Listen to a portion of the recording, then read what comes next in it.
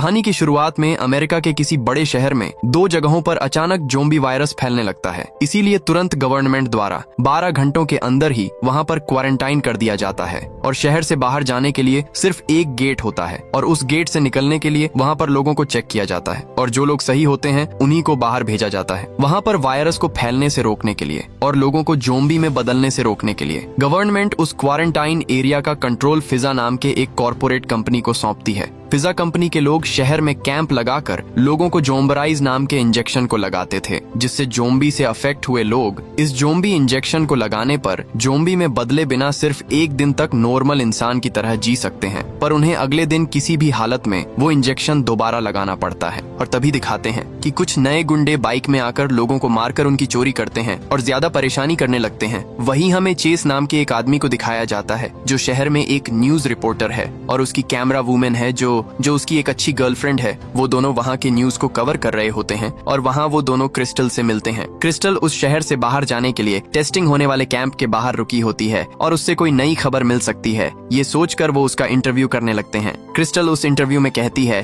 कि हम सब यहाँ मुश्किल में पड़े हुए लोग हैं। इस सिटी से बाहर निकलने के लिए कोई हमारी मदद नहीं कर रहा है और ना ही गवर्नमेंट स्टाफ मदद के लिए आते हैं, लेकिन तुम जैसे रिपोर्टर्स हमारी वीडियोस निकालकर उसके जरिए पैसे कमाने के लिए हमारे पास आते हो। हम सब यहाँ जिंदा होने पर भी मरे हुए एक लाश की तरह जी रहे हैं। इस पर वो उसको अपमानित करते हुए बातें करके वहाँ से चली जाती है। वहाँ के टेंट्स में फिजा के स्टाफ ज़ोंबी से अफेक्टेड लोगों का इलाज कर रहे होते हैं, जिन्हें अपने परिवार और समाज से दूर किया गया होता है। और जेस कहता है कि उन टेंट्स में जाकर इंटरव्यू करने से सच्ची खबरें मिल सकती हैं और हमको वहीं पर जाना होगा। लेकिन फिर जो कहती है कि पहले से परेशान हुए लोगों का इंटरव्यू लेकर हम उनको और ज्यादा परेशान नहीं करना चाहते। फिर जो उसको एक कॉइन देकर एक न्यूज़पेपर वेंडिंग मशीन की तरफ इशारा करती है। वो पूछता है कि ये किसके लिए है, जो कहती है कि हम टीवी न्यूज के लिए फेक न्यूज देते हैं और न्यूज़पेपर में ज्यादातर रियल न्यूज ही छपती है और इसमें तुमको रियल न्यूज मिलेगी। ये कहकर वो दूसरी ओर चली जाती है। फिर चेस उस टेंट के अंदर जाता है। वहाँ पर वो अलार्म रखकर सभी को सही समय पर जोम्बराइज इंजेक्शन लगा रहे होते हैं और ये सब कुछ चेस छुपके से अपने मोबाइल में रिकॉर्ड कर लेता है और तब उनमें से एक इंसान उठकर आकर चेस के ऊपर खून की उल्टी कर देता है। चेस वहाँ के डॉक्टर से पूछता है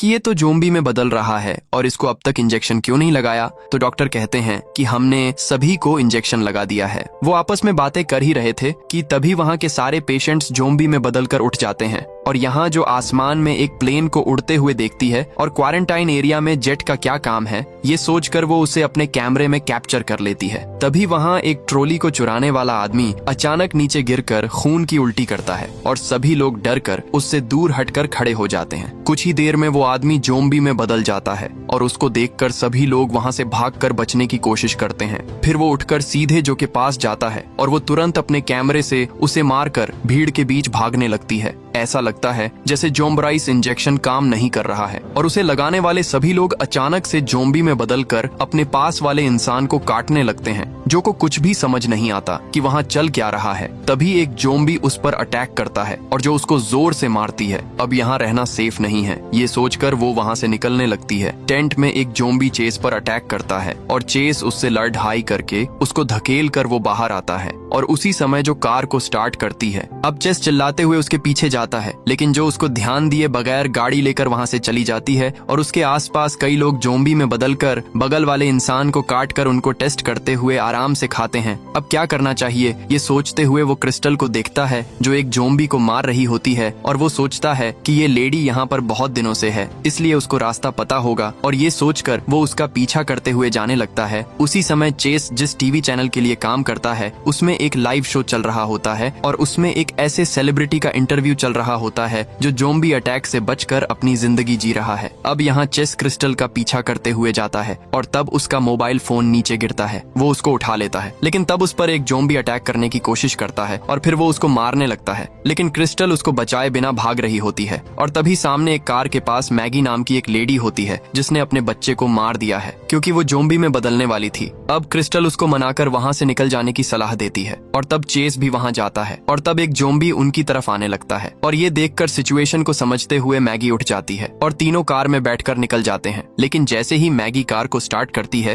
तभी एक ज़ॉम्बी कार के दरवाजे से अपना हाथ अंदर डालता है और उनको काटने की कोशिश करता है। फिर वो तुरंत गाड़ी को दीवार से सटाकर चलाती है ताकि वो ज़ॉम्बी को मार सके और फिर तुरंत दरवाजा बंद करके वहाँ से चले जाते हैं। और जाते समय चेस टीवी में लाइव शो करने वाले एंकर को फोन लगाता है और उसको खुद को कनेक्ट करने को कहता है और वो भी कोल को कनेक्ट कर देती है। फिर उस शो के जरिए वो कहता है कि ज़ॉम्बराइज इंजेक्शन काम नहीं कर रहा है और उस इंजेक्शन को लगाने वाले लोग भी ज़ॉम्बी में बदल रहे हैं। इस खबर को वो लोगों तक पहुंचा देता है। तब क्रिस्टल मैगी से पूछती है, क्या तुम्हें शहर से बाहर निकलने का रास्ता पता है? इसी दौरान वो गलती से सामने आने वाले ज़ॉम्बी पर गाड़ी ठोक देती है और इससे वो ज़ॉम्बी शीशे को तोड़कर उन पर अटैक करता है और सामने ना देख पाने से वो कार को दूसरी कार से टक्कर मार देती है और उनकी कार बंद हो जाती है। फिर गाड़ी स्टार्ट नहीं होती तो क्रिस्टल बाहर एक दुकान के अंदर चली जाती है, लेकिन उस दुकान के बाहर एक ज़ॉम्बी रुका होता है और वो एक पत्थर से उस ज़ॉम्बी के सर पर मारकर उसे खत्म कर देती है। वो उस दुकान के अंदर जाकर दरवाजा बंद कर लेती है। यहाँ चेस और मैगी पर कुछ ज़ॉम्बी हमला करने आते हैं, लेकिन उनसे बचकर वो दोनों भी उस दुकान के अंदर जाकर दरवाजा बंद कर देते हैं। अब यहाँ शहर से बाहर निकलने वाले गेट को दिखाते हैं, जहाँ एक सोल्जर को सीनियर ऑफिसर से कॉल आता है और उसे कहा जाता है कि ज़ॉम्बी वायरस की सेकेंड वेव आ चुकी है और ये वायरस हवा से या छूने से तेजी से फैल रहा है, इसीलिए किसी को शहर से बाहर जाने की अनुमति मत देना। और उसी समय जो कि गाड़ी वहां आती है तब वो सोल्जर उसको बंदूक दिखाकर धमकाता है और उतरकर एक कोने में खड़े होने को कहता है। अब वो उस गेट को बंद करने को कहता है और तभी वहां पर एक परिवार के लोग ज़ॉम्बी से बचकर भागते हुए आ रहे होते हैं और ज़ॉम्बी भी उनका पीछा करते हुए आते हैं। तब वो उनसे गेट खोलने की रिक्वेस्ट करते हैं, लेकिन वो सोल्जर उन्हें बचाए बिना उन सभी को शूट करके मार डालता है। ये देखकर जो बड़ी हैरान रह जाती है कि ये कैसे सबको मार रहा है, जो को 2 सोल्जर्स लेकर एक प्लास्टिक कमरे में लॉक कर देते हैं और उसको क्वारंटाइन कर देते हैं। तब उसको चेस का कॉल आता है। वो कहता है कि मैं ज़ॉम्बी से बचकर एक दुकान के अंदर फंस गया हूँ और मैं तुमको एड्रेस देता हूँ, तुम किसी तरह यहाँ आकर मुझको बचा लो। तब जो उसको कहती है कि मुझे कुछ समझ नहीं आ रहा है कि यहाँ चल क्या रहा है, ये वायरस हवा से और छूने से भी फैल रहा है। वो कहती है कि ये लोग कह रहे हैं कि ये हवा से और छूने से फैल रहा है और यहाँ से बाहर किसी को भी नहीं जाने दे रहे हैं और मासूम लोगों को भी शूट करके उनको मार रहे हैं। और तो और इन्होंने मुझको भी एक प्लास्टिक रूम में बंद कर दिया है, वे लोग शायद मुझको मार ही डालेंगे और इस स्थिति में मैं तुमको कैसे बचा सकती हूँ। इस तरह डरी हुई जो उसको सब कुछ बताती है। अब कुछ देर बाद एक डॉक्टर और एक सोल्जर वहां आकर उससे थोड़े दूर खड़े होते हैं और उसको एक स्ट्रिप देकर उसमें थूकने को कहते हैं ताकि वो टेस्ट के लिए लेके जाए। यहाँ क्रिस्टल उस दुकान से ज़ॉम्बी से लड़ाई करने के लिए कुछ सामान लेकर बाहर निकलती है और तब चेस उसे कहता है कि गेट को बंद कर दिया गया है, इसलिए हम बाहर नहीं जा सकते, तो आज रात हम यहीं पर रुकेंगे। फिर तीनों उस रात को वहीं रुकते हैं और तब चेस फिर से लाइव शो में कनेक्ट होता है और कहता है कि मुझे खबर मिल गई है, ये वायरस हवा से और छूने से भी फैल रहा है, लेकिन ये झूठी खबर है। मैं भी अब एक क्वारंटाइन एरिया में हूँ और मुझे कोई प्रॉब्लम नहीं है और मैं बिल्कुल ठीक हूँ। मैगी तीनों के लिए कुछ खाना बना रही होती है और तब चेज उसे उसके पति के बारे में पूछता है।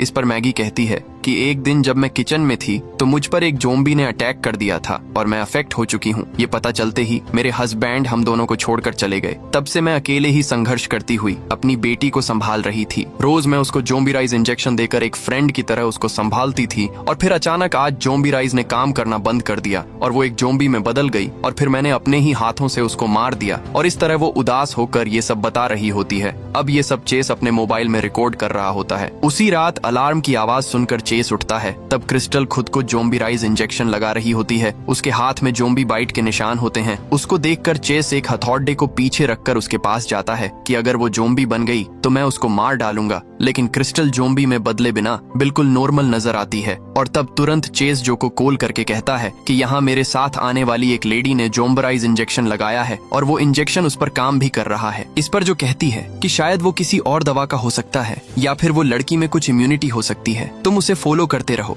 ये कहकर वो फोन काट देती है। अब अगले दिन सुबह होते ही डॉक्टर नोटन जो से कहते हैं कि तुम्हें कोई सिम्टम्स नहीं है, तुम बिल्कुल सेफ हो और तुम यहाँ से जा सकती हो। अब वो कार की चाबी लेकर वहाँ से चली जाती है। फिर जो नोटन से कहती है कि मेरा एक फ्रेंड क्वारंटाइन एरिया में फंस गया है और उसके साथ रहने वाली एक लेडी ज़ॉम्बीराइज इंजेक्शन लगाकर बिल्कुल ठीक है, आप वहाँ एक हेलीकॉप्टर को भेजकर उसे यहाँ लेकर चेक करिए। इस तरह वो उससे हेल्प मांगती है। इस पर नोटन कहता है कि मैं इस मामले में कोई हेल्प नहीं कर सकता। अब तो ज़ॉम्बीराइज इंजेक्शन के काम ना करने की वजह से गवर्नमेंट हमारी बातों को बिल्कुल भी नहीं मान रही है। तुम जो कह रही हो ये बात सच है, इसका मुझे कोई प्रूफ दो, तभी काम हो सकता है, लेकिन इस समय मैं कुछ नहीं कर सकता। ये कहकर वो चला जाता है। तभी वहाँ कुछ मिलिट्री ट्रक्स आते हैं और उनमें से आर्मी ऑफिसर जनरल लियोन और उसके साथ कई सोल्जर्स उतरते हैं। जनरल लियोन वहां आते ही टीवी के लिए एक इंटरव्यू देता है। वो कहता है कि फिजा कंपनी ठीक से काम नहीं कर रही थी और इसीलिए अब ये सब कुछ मिलिट्री के हाथ में है। अब हम सबको बचाने के लिए यहाँ पर आ गए हैं।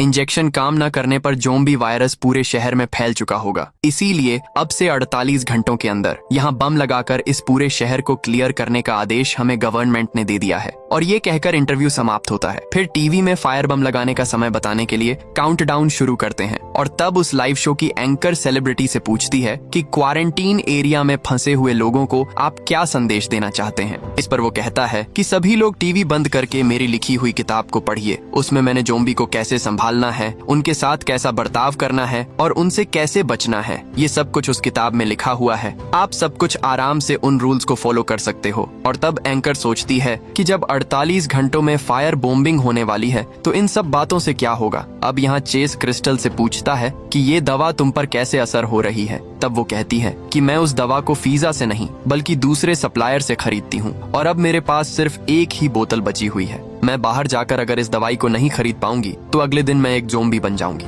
और इसीलिए मैं इस दवाई को ढूंढने जा रही हूँ। और ये कहकर वो बाहर निकलने के लिए तैयार होती है और तब वो टीवी में जनरल लियोन के उस इंटरव्यू को देखते हैं। फिर वहाँ पर कुछ वर्कर्स आते हैं और उनमें से हर एक गुंडा थेनोस की तरह बड़ा ही खतरनाक लगता है और ज़ोंबी को कैसे संभालना है ये जानकर वे लोग आकर उस शहर में लोगों को परेशान करते रहते हैं और वे उन्हें जरूरत पड़ने वाली चीजों को दुकानों में से लेकर जाते रहते हैं। और उनमें से एक आदमी वहाँ पटाखे डालकर टेप रिकॉर्डर में जोर से म्यूजिक बजाकर ज़ोंबी को वहाँ बुलाकर टाइम पास कर रहा होता है और बाकी के लोग अलग अलग दुकानों में जाकर कुछ जरूरी चीजों को उठा रहे होते हैं। और तब विलन उसी दुकान में जाता है जहाँ चेयर छिपा हुआ है और तीनों उसी दुकान में छिप कर बैठे होते हैं। तभी विलन को वहाँ पर किसी के होने का शक होता है और वो दुकान में चेक करने लगता है कि यहाँ कोई ना कोई तो है। तब क्रिस्टल उसके सर पर एक बंदूक रखकर उसको धमकी देती है और उसके हथियारों को वहीं छोड़कर जाने को कहती है। अब एक दिन तुम जरूर मेरे हाथ फंसोगी, ये सोचते हुए वो वहाँ से चला जाता है। लेकिन उसे ये नहीं पता कि क्रिस्टल की बंदूक में तो गोली नहीं थी।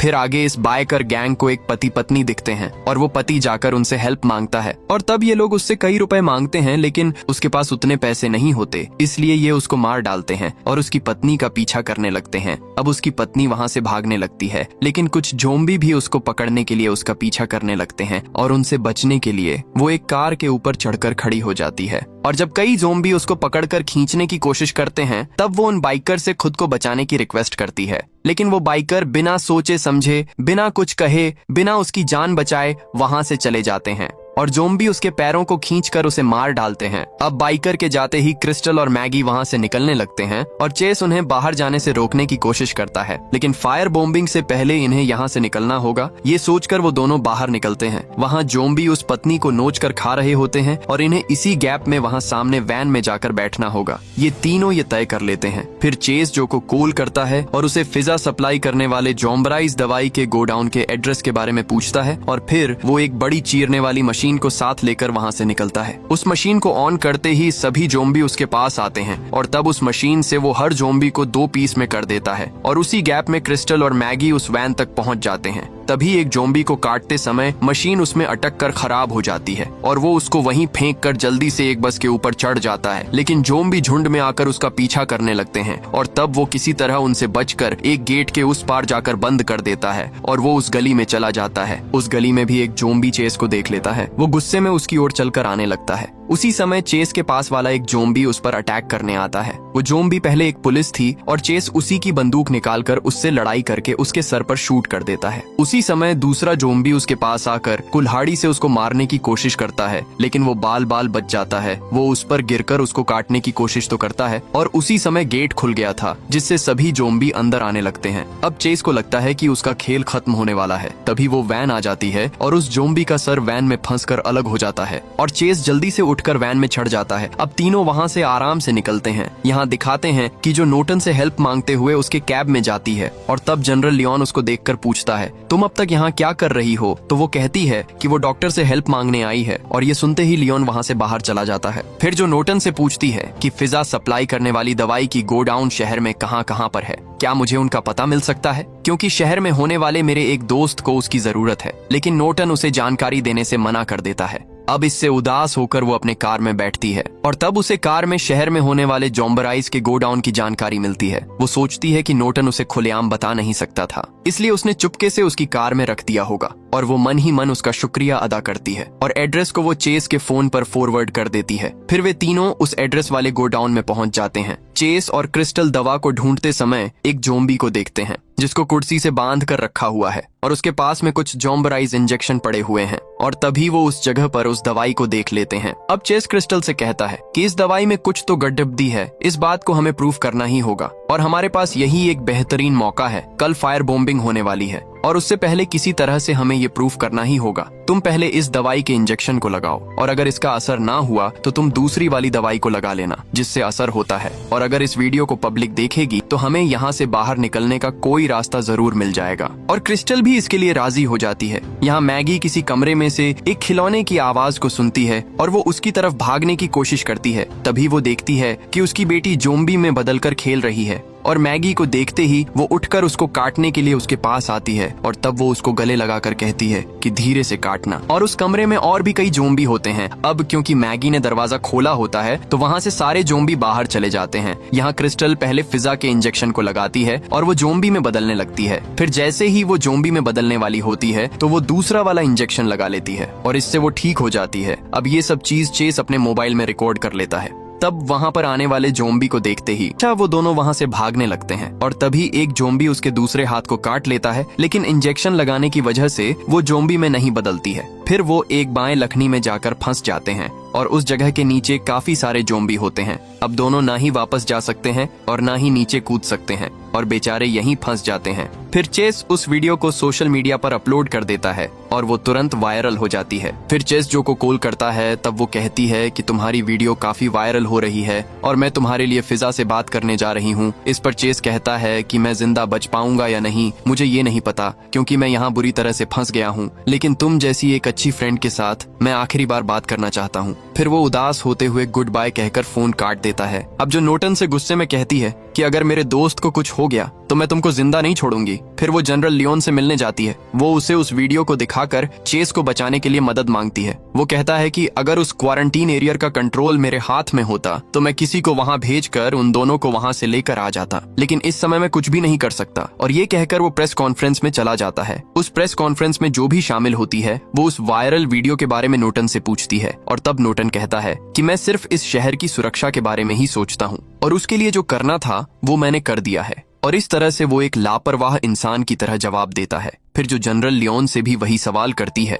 तब वो कहता है कि अब तक इसका पूरा कंट्रोल मुझको नहीं मिला है और इस पर काबू पाने पर मासूम लोगों की जान बचाने के लिए जो करना होगा वो मैं जरूर करूंगा। अब यहाँ कुछ ही देर में वो बाइकर उस गोडाउन में आ जाते हैं और उनको देखते ही वो दोनों छिपकर बैठ जाते हैं। उन बाइकर में से एक इंसान को जोम्बी काट भी लेता है। तभी विलन उस जोम्बी के सर पर शूट करके उसे मार डालता है। फिर उसके दोस्त को भी बंदूक दिखाता है। उसका दोस्त उसको छोड़ देने के लिए विनती करता है, लेकिन वो कहता है कि दवाई काम नहीं कर रही है, इसलिए मेरे पास कोई और रास्ता नहीं है, तुम भी एक जोम्बी में मत बदलना। ये कहकर वो उसे शूट कर देता है। फिर वे लोग चेस और क्रिस्टल को देख लेते हैं। वे काफी जोम्बी को मारकर चेस के सर पर भी मार देते हैं और फिर वे क्रिस्टल को खींच कर ले जाते हैं। चेस जब आंखें खोलकर देखता है तब उसे खुले जीप के स्टायरिंग पर उसके हाथों को बांध कर रखा होता है और एक बाइकर उस गाड़ी के पास जोर से म्यूजिक प्ले करता है। वो ऊपर बैठकर मजे ले रहा होता है और म्यूजिक की आवाज को सुनकर जोम्बी एक एक करके बाहर आते हैं और उस पर अटैक करने के लिए उनके पास आने लगते हैं। अब चेस उस रस्सी को खोलने की कोशिश करता है लेकिन खोल नहीं पाता और वो बाइकर ये सब देखते हुए आराम से मजे ले रहा होता है। वो जब एक जोम्बी को लात मारकर भागता है जिससे गैस कंटेनर टूटकर गैस लीक होने लगती है और तब एक जोम्बी जिसके हाथ पर आग लगी हुई थी वो चेस पर अटैक करने के लिए उसके पास आने लगता है। अब वो जोम्बी अगर वहां पर आ गया तो आग लगने से गाड़ी ब्लास्ट हो जाएगी।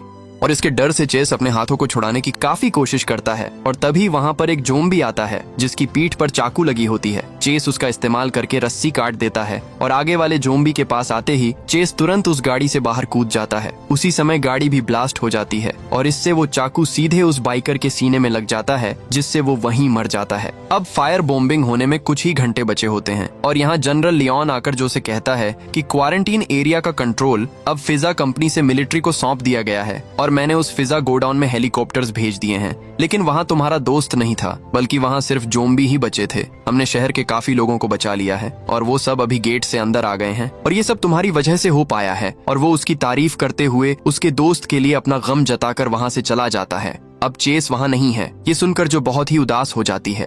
तब चेस जो को कॉल करता है और इससे उत्सुक होकर जो उससे पूछती है कि अब तुम कहाँ हो, क्या वहाँ पर कोई हेलीकॉप्टर आया था, तुमने उनको नहीं देखा। वो कहता है कि यहाँ तो कोई भी हेलीकॉप्टर नहीं आया था। ये सुनकर तो जो सोचती है कि लियोन ने उससे झूठ कहा और उसे लियोन पर शक होने लगता है। वो चेस से कहती है कि यहाँ पर गेट को खोल दिया गया है, इसीलिए किसी भी तरह तुम यहाँ तक पहुँच जाओ और तुम कौन हो ये बात किसी को मत बताना और तुम मुझको जानते हो ये भी किसी से मत बताना। यहाँ विलन क्रिस्टल के साथ बड़ी बदतमीजी से पेश आता है। तब क्रिस्टल उससे पूछती है कि ये पूरी दुनिया ज़ॉम्बी की वजह से नष्ट हो रही है, फिर भी तुम ऐसा क्यों कर रहे हो। तब वो उसको कहता है कि जब ये दुनिया नॉर्मल थी तब किसी ने मुझसे अच्छा बिहेव नहीं किया और यहाँ तक कि मुझे किसी ने नौकरी भी नहीं दी। लेकिन अब इस ज़ॉम्बी वाले शहर में मैं एक राजा हूँ, मैंने एक टाइम बम बनाया है। ये कहकर वो उसको बम दिखाता है और कहता है कि कुछ ही देर में मैं इसको उस गेट पर रखकर फोड़ने वाला हूँ और फिर सारे ज़ॉम्बी को शहर से बाहर निकालकर ये पूरी दुनिया ज़ॉम्बी से इन्फेक्ट हो जाएगी और तब मैं इस पूरी दुनिया पर राज करूंगा। ये कहते हुए वो क्रिस्टल के पास जाता है। तब वो उसकी गर्दन काट देती है और कहती है कि तुम इस ज़ॉम्बी वाले शहर के राजा हो लेकिन मैं ज़ॉम्बी की राजा हूँ। फिर वो उस कमरे में जब बाहर भागती है तब दूसरा बाइकर उसको पकड़ लेता है और वो उसके साथ भी लड़ाई करने लगती है।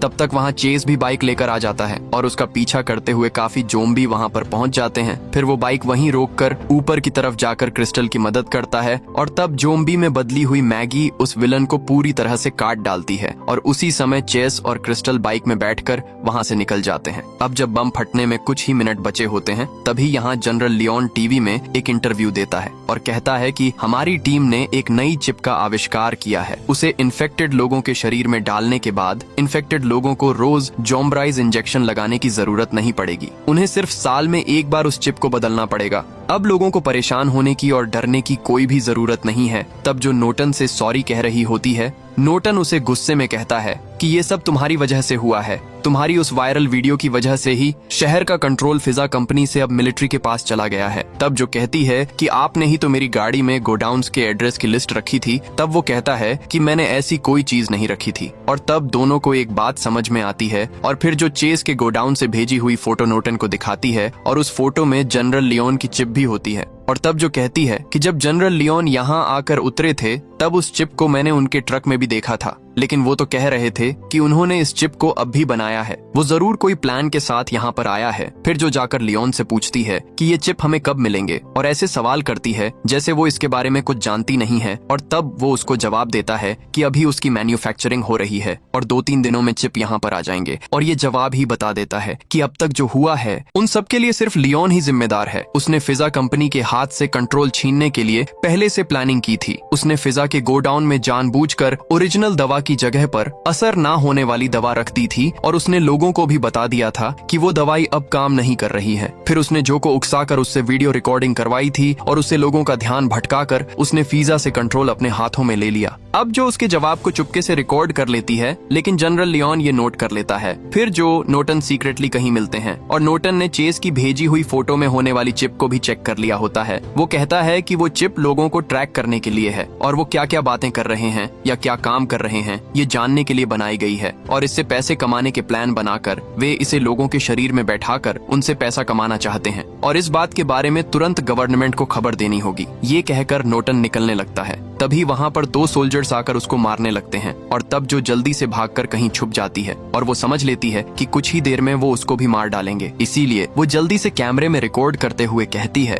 कि इन सब के लिए जिम्मेदार जनरल आर्मी है। उन्होंने फिजा के हाथों से कंट्रोल को छीनने के लिए ही गलत दवाओं को गोडाउन में रख दिया था, जिसकी वजह से लोगों में गलत इफेक्ट हो गया था। यहाँ फिजा कंपनी को एक बलि का बकरा बनाया गया है। और अगर मैं नहीं रहूंगी तो ये मैसेज तुम्हारे काम आ सकता है। इस तरह वो चेस को समझाने जैसा रिकॉर्ड कर लेती है। फिर वो अपने कैमरे और मोबाइल फोन को वहाँ पर एक पुराने न्यूज़पेपर वेंडिंग मशीन के अंदर डाल देती है और उसको लॉक कर देती है। फिर सोल्जर्स उसको मारते हुए उसको उठाकर लेकर जाते हैं। अब चेस और क्रिस्टल बाइक से गेट के पास आ जाते हैं और तभी जोम्बी से अटैक होने वाला विलन भी वहां पर पहुंच जाता है और उसको देखते ही दोनों भागकर छिप जाते हैं। वो टेप में जोर से म्यूजिक बजाकर सारे जोम्बी को वहां ले आता है और धुआं उड़ाकर आर्मी को भी कंफ्यूज कर देता है। अब चेस और क्रिस्टल उसके साथ लड़ाई कर रहे होते हैं, तब वो उसकी कुल्हाड़ी की दूसरी साइड में उसी टाइम बम को लगाकर उस गेट के पास फेंक देता है और अब वो बम फटने पर गेट भी टूट जाएगा, वहां से सारे जोम्बी बाहर निकल जाएंगे। इस तरह से प्लान बनाकर वो टाइम सेट करके उस बम को फेंकता है और थोड़ी देर में वो खुद भी एक जोम्बी में बदल जाता है। फिर क्रिस्टल के साथ जब वो लड़ाई करने लगता है तब चेस उसकी फेंकी हुई कुल्हाड़ी को उठाकर उसी के पास वापस फेंकता है और वो कुल्हाड़ी भी उसी की पीठ पर लग जाती है और उसी वक्त बॉम्ब भी फट जाता है और विलन भी उसमें जलकर मर जाता है। उसके साथ ही काफी जोम्बी भी जलकर मर जाते हैं।